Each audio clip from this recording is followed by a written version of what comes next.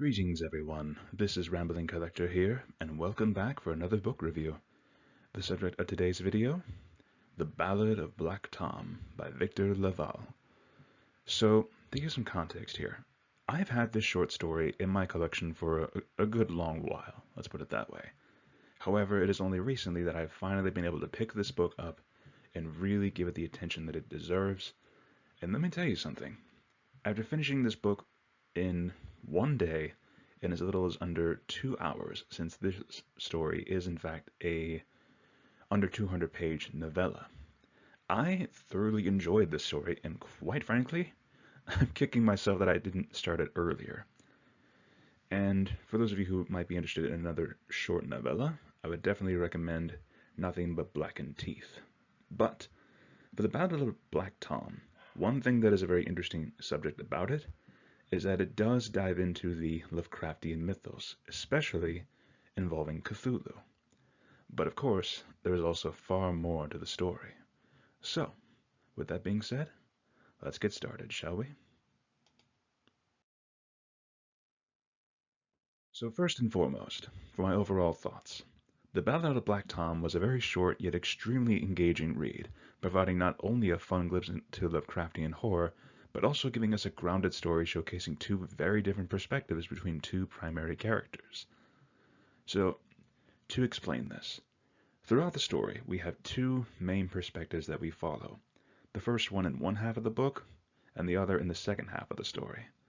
And this builds a single cohesive narrative that, as you read, the tension and horror gradually grows, which, to that effect, engages the reader even further to want to explore and keep moving forward to the story, especially with how short of a book this is, rounding out at about only 154 pages at max, just a little under 200.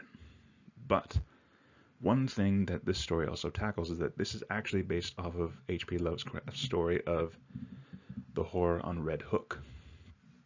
But this explains it from a different perspective of a African-American male growing up during the time of the 1900s in America, aka during the time of the Harlem Renaissance. Now, this points into my second bullet point here. Thomas Tesler, or Black Tom as he would later be known, was definitely a compelling POV character. His point of view showcasing the racial profiling that was still very prevalent during the 1900s, as well as giving us a glimpse at the power of Cthulhu themselves. So, to explain, Thomas Tesler here starts off as a hustler, delivering various different artifacts to different people across the town, all the way going from Harlem to Queens to just everywhere in between. Now, at one point, he gets hired by a man and to perform at a different party. He goes there for a private showing and is introduced to the powers and mythos of the old gods and Cthulhu. From then forth, he is pulled further in due to the promise of greater money, in order to help both himself and his father at least have a steady living for what amounts to a good few months. But, of course, Black Tom, as he later becomes known, definitely pulls in the horror serial killer aspect as well. When you see him later in the story, it is a hard divergence between how he was in the beginning of the story all the way to the very end, where at first he's just a simple man trying to help himself and his father get by, all the way to a full-blown worshiper and follower of Cthulhu, which, wow, it really took a turn with that whole horror aspect, which I was not expecting at all. But the second half of the story, told by a police detective named Mr. Malone, who you will recognize from the Red Hook short story. His perspective and how he finds Black Tom and his original, I want to say, hire? No. Yes. But seeing these two and the complete cult that they wind up starting, as well as the revolution that they are planning, definitely paints a very vivid picture.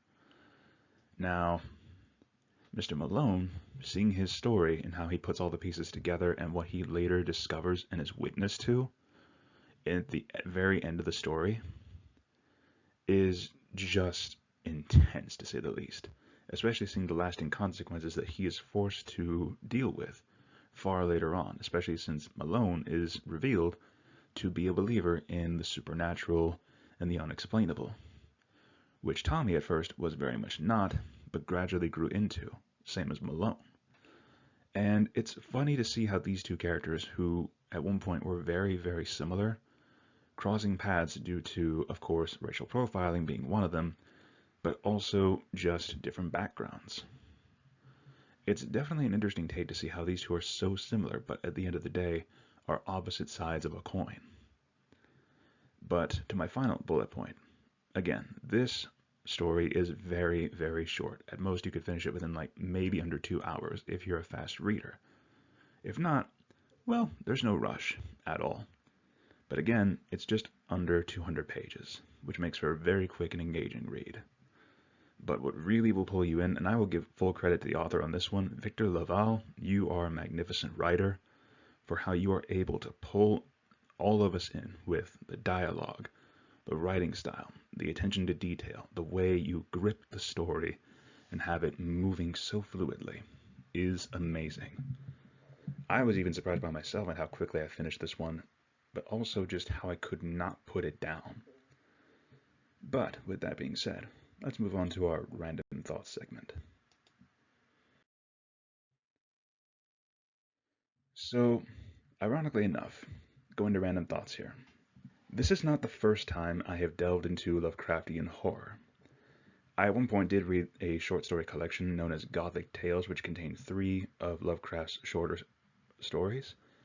But I don't know what it is, but this one here, Ballad of Black Tom, maybe it was because it was written from a different perspective or a different author, but the true horror and scale of Lovecraft's works, the fear, the unknown, the incomprehensible horrors, whether out in the darkness of space or it could be lurking deep below, ancient secrets that we are not privy to, dark magics, things of that nature.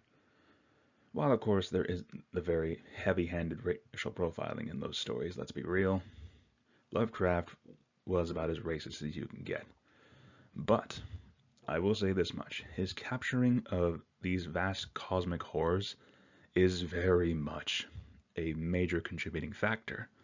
And I will say, I am actually very much interested in exploring more of Lovecraftian lore, or at the very least looking at more of the Lovecraftian stories to really experience more of that sheer cosmic horror. Because up until now I've only had various different tastes of Lovecraft's writings. I at some point want to do a full video diving into Lovecraft as well as what I think of his whole mythos, the universe that he crafts, everything about that. I feel like it'd be a very fun video for the future, but I'd want to hear your all's thoughts on that because again, diving into authors and whatnot has definitely been an idea of mine to really dive into the various works and genres that some very well-known authors will dive into, as well as their motivations for it. But I'll leave that up to you all to decide for the future. But moving on though, let's move to the overall score. Now, if it wasn't already obvious from me singing its praises, I will happily give Ballad of Black Tom a solid 10 out of 10 for a good few reasons. Solid writing, really well-written characters, but also really grasping that sense of rising horror as the story progresses. And again, just for how brief of a book it is, it's definitely one you will not easily forget. And giving kudos to it for having me more inspired to fully investigate or at least dive further into Lovecraft's works and horrors. Again, I'm going to give it a high score for that.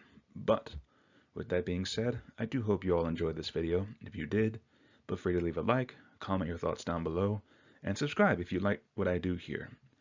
And if you have any other book suggestions, whether from Lovecraft or any other horror stories you'd want me to cover, please feel free to let me know down in the comments below.